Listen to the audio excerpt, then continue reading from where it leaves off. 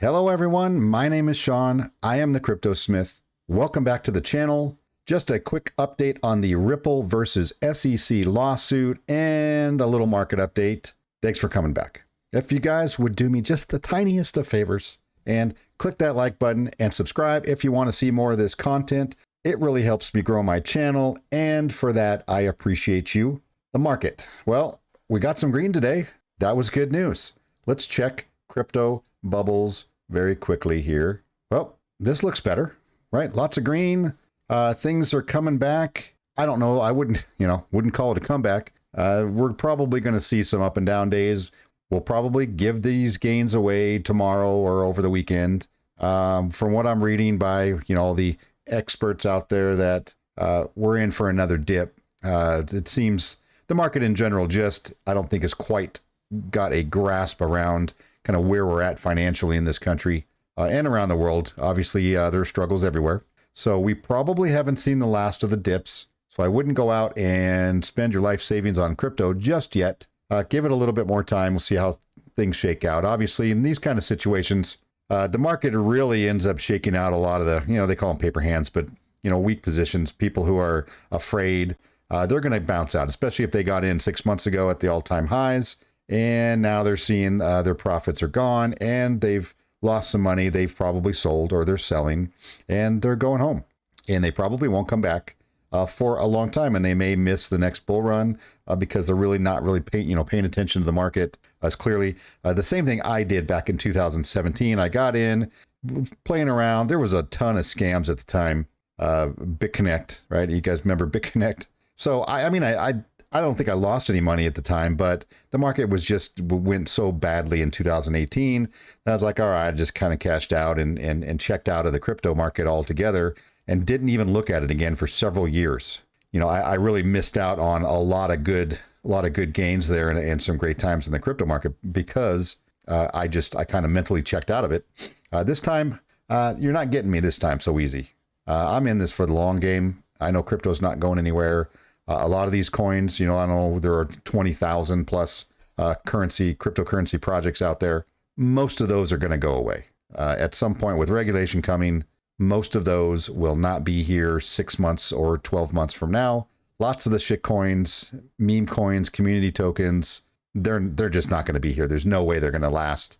Most of the community is going to go away and move on to something else. And we're all going to start rallying behind the blue chips, right? Which is really ultimately where the responsible investors are. They're in these blue chips and these solid projects, real world use case scenarios. That's where you want to be. So that's what I'm going to be focusing on going forward. I still have my favorites. I have WAGMI, Volt, and Terrarium. Those are my three. I'm going to call them ultra altcoin plays. Those are the highly speculative tokens and projects, but I still love all three.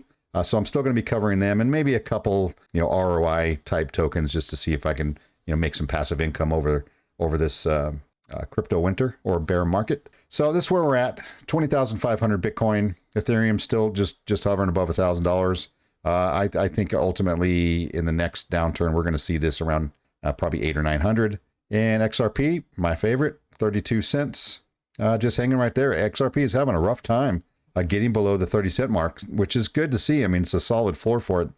So something serious is going to have to happen in order for it to drop below that. But speaking of XRP, I want to talk real quick about the Ripple versus SEC lawsuit and a really good attorney who is representing 67,890 XRP holders who are also would love to sue the SEC because the SEC caused every one of them to lose a ton of money when they filed the lawsuit against Ripple. So what's going on right now?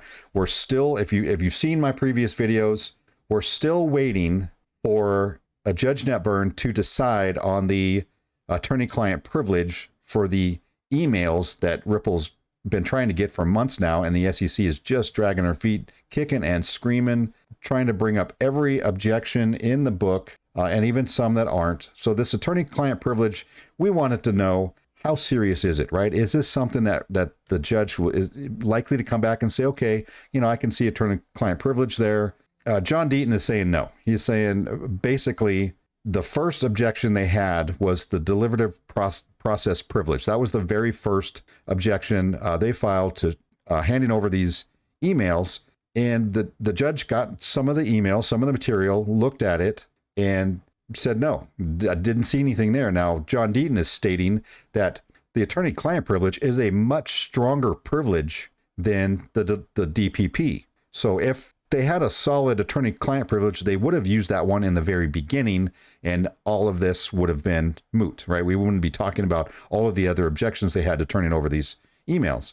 So for them to claim attorney-client privilege here at the very end, or one of the last privileges they're claiming, makes it extremely unlikely that there's really going to be anything there that's the judge is going to see to say, yeah, it looks like there's some legal talk going on here and some advice being given, but that appears that's not really going to happen. So obviously we don't know what's going to happen. The judge, could go either way. She's been very good at applying the law, in my opinion, and being fair and consistent. And a lot of this has been on Ripple's side, which is great because the SEC is absolutely in the wrong on this one. They started off badly. It's going really, really badly for them now. And I don't think they're going to turn over these emails no matter what happens, no matter what the judge says. They're going to take it as far as they can go and exhaust all the appeals they can. And at the very end, the judge, sits them down and says, you're going to do this. You're ordered to turn these over. They're going to call Ripple's team and settle. They're going to want to settle because these emails are definitely not coming out. Otherwise, we would have seen them already. So that is the newest thing. So we were still waiting for that. They did give 10 additional documents. If you remember my last video, which I'll put up here, the judge gave them the option. She said, you may turn over 10 additional documents, basically to try to convince her. I'm assuming she wasn't convinced by the 10 that she already had from the previous objection for a DPP. So she still had those. She knows what's in that. And that was their best set of documents, the best 10, right? That's what they're going to want to give, the best documents they have to try to prove their case. So now she allowed them to give another 10, in which they did. So these presumably would be the second best 10 documents. And I just don't see it going well for them. I think they're going to lose on this one again. So that's where we sit right now. We are just waiting.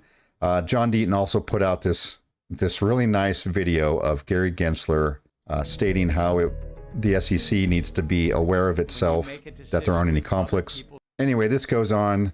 Basically, what's happening here is Bill Hinman, as we all know, if you've read anything or listened to any of my videos, he had a huge conflict of interest when he was with the SEC, and he gave the Ethereum free pass speech, and he was being paid by Simpson Thacher. He was an active member of that law firm who represented the Ethereum Alliance, which is what he was giving a speech about. Right? So he gave a speech about Ethereum, which he was involved in another company outside of the SEC that was representing an Ethereum company. And of course, whatever he owned in Ethereum, and I'd love to see that, the Ethereum, shot up after his free pass speech saying that Ethereum wasn't a security. So this just shows you the conflicts that exist there. Hopefully these are going to get investigated and go to court, and maybe somebody can actually pay for the crimes that they are committing and the improprieties that they are committing while they're working